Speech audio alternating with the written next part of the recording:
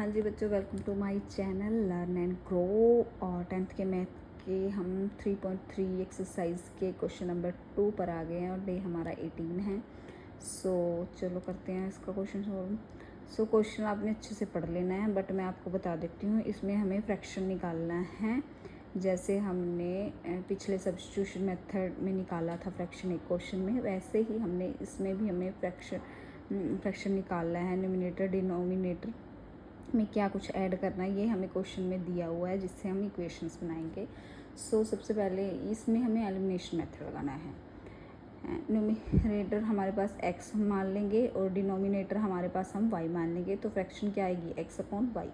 First condition हमें दी हुई है, जिससे हमारी पहली इक्वेशन बनेगी add 1 in numerator and subtract in denominator. Add कर देंगे x में +1 और माइनस करेंगे y में -1। तो उन्होंने कहा है ऐसे हमारे पास वो इक्वल आता है 1 के, ठीक है। तो इसको क्रॉस मल्टीप्लिकेशन करके यहाँ से हमारे पास आ जाएगी इक्वेशन 1। सेकंड कंडीशन इन्होंने दिया है, सिर्फ डिनोमिनेटर में हमें एक ऐड करना है और वो एक ऐड करके हमारे पास 1/2 आ रहा है। x में हमने कुछ ऐड नहीं करना, y में हम करेंगे ऐड 1 = 1/2। क्रॉस मल्टीप्लिकेशन करके ये इक्वेशन 2 आ जाएगी।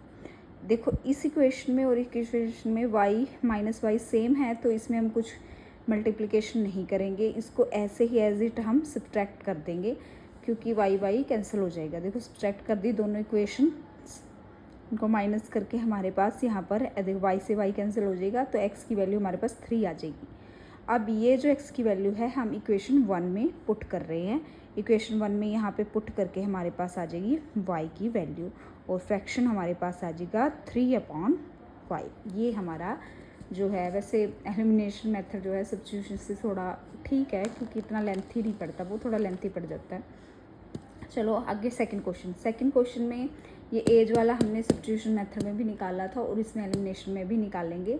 इसमें हमें सबसे पहले तो नूरी और सोनू की जो है एज निकालनी है।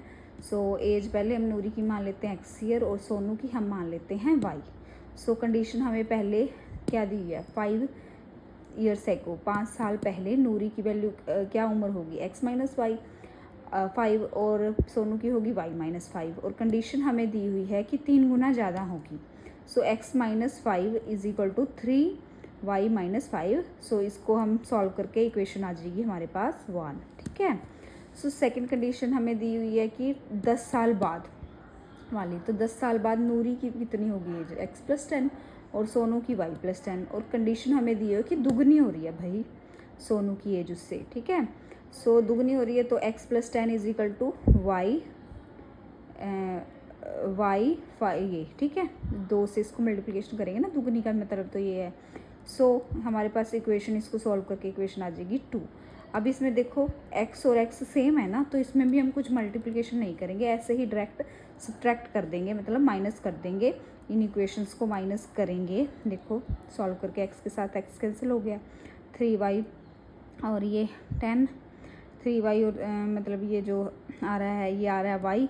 इधर कर लेंगे, y की वैल्यू आ जाएगी 20, मतलब ये हमारे पास सोनू की एज आ गई। अभी सोनू की एज को, मतलब y को हम इक्वेशन 2 में पुट कर रहे हैं। इक्वेशन 2 में पुट करके हमारे पास यहाँ y की वैल्यू हमने पुट कर दी 20 और इक्वेशन सॉल्व करके x की वैल्यू हमारे पास आ गई 50, जो आ गई नूरी की वैल्यू। अगर आपको इसका वेरिफिकेशन करना है, जो कंडीशंस दी हुई हैं उस हिसाब से आप कर सकते हो उसका वेरिफिकेशंस। थोड़ा मतलब लेंथी पड़ जाता है, बट ये एग्जामिनर को अच्छा लगता है कि भाई आपने वेरिफिकेशन भी करके दिखाया है। थर्ड हमारे पास दिया हुआ है, the sum of the digit of 2 digit number of is 9, also 9 times this number is twice the number of obtained by reversing ही the digit, find the number. हमें नंबर फाइंड करना है और कंडीशन सब में अप्लाई करी हुई है।